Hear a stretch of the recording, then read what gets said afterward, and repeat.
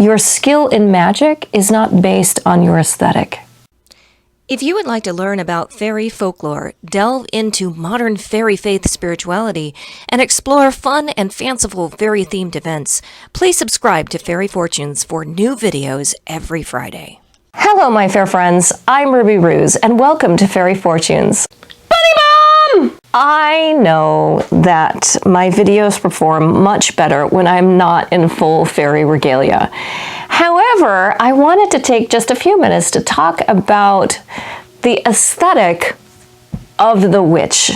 Now, I actually don't really prefer the term witch. It's just not a term that resonates with me. However, when I'm talking to people about what I do here on YouTube and in my fortune telling and all of this other things, I do allow people to use that terminology because it does fit with their ideas and their perception of some of the things that I do.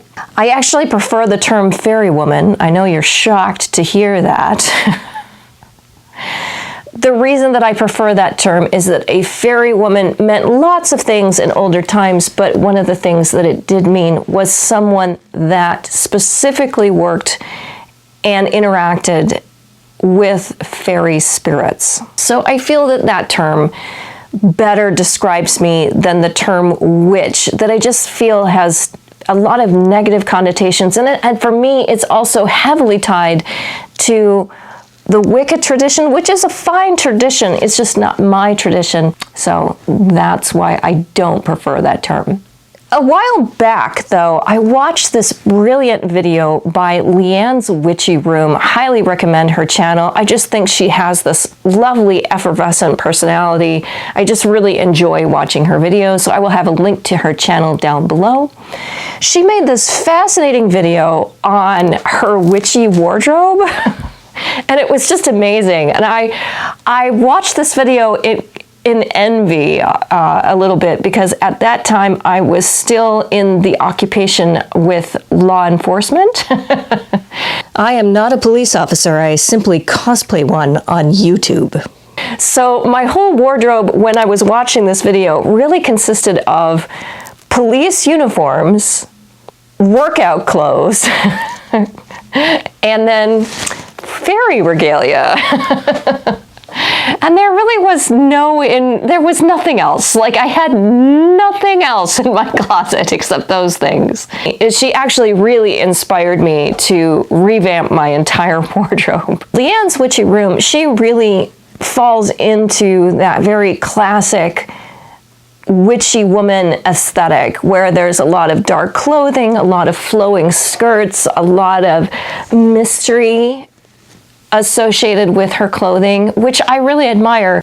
What's funny though is that I made a video a while back called Questions You Should Never Ask the Fortune Teller, and I really wanted it to be this very dark and gothic look to the video, and I wanted to wear black, and I realized that I didn't own a single article of black clothing. So I ended up wearing this very old black turtleneck that I had, because that was all I owned in the color scheme of black. I thought that was hilarious. So I don't resonate with the color black. It's just not a color that inspires me personally. I don't want to knock anybody that does like the color black. It has a very mysterious energy. It connotates darkness in the nighttime and dream work even. Like, it's a wonderful color. I don't want to make it sound like it's this terrible thing. It's not. I just don't gravitate towards that color. Another reason I wanted to make this video is I feel like there's just a little bit of pressure in the witchy communities to kind of fit the mold, to kind of fall into the aesthetic. I really enjoy this one witchy meetup group that I attend, but I remember the first time that I went, I wanted these witches to like me, so I put a lot of thought into my outfit. And I wanted to show up as authentically myself. When I transitioned from full fairy regalia into modern clothing for my videos, I did actually purchase some clothing pieces that still felt fairy-like to me, but were more presentable in a modern context. I wore a pink shirt that had beautiful ruby-colored flowers on the sleeves. I wore tawny-colored boots to match my cardigan, and the cardigan is long, so it looks kind of like a cape, but it's not a cape. It's very modern and aesthetic. It's nice. So I was so proud of my outfit. I'm like, yes, I'm totally Ruby Ruse. I'm going to meet these magical women and men, and it's going to be awesome, and it's going to be great. And it was great. I love that group so much. But I remember walking over to their table and they just all raised an eyebrow at me. And I swear to you, it was this table of all of these amazing people. And I kid you not, they were all wearing black. Every last person at that table was wearing black. And there was I think there was about 7 to 9 people at that first meeting that I attended. So funny. And I remember they just were befuddled when I walked over. And they even asked me if I was looking for their group. And I'm like, yes. In a way, it was nice that most of them were wearing black and had a lot of magical jewelry. Some people were wearing pentagrams, and other people had Thor's hammers and different things, and the Celtic trees and things. So it was very nice to be able to recognize them quickly. I actually don't own much jewelry with pagan connotations. The reason for that is that there's not a particular symbol that stands out to me that identifies my practice. I suppose the 7-pointed fairy star might be appropriate for me, but that's a very modern symbol, and it's just not something that I see as an identifying symbol from what I'm practicing. I think another reason why I don't feel a desire to have those symbols in my expression of style is that it may actually come from my former occupation in law enforcement. We were not allowed to wear jewelry for safety reasons, and there was a time frame when even tattoos were not allowed to be visible. Coming from a place of complete neutrality, we're all dressed the same in the police environment. So the only thing that I had to designate my religion was really just my words. I was very open about my spirituality. I was always willing to talk about it.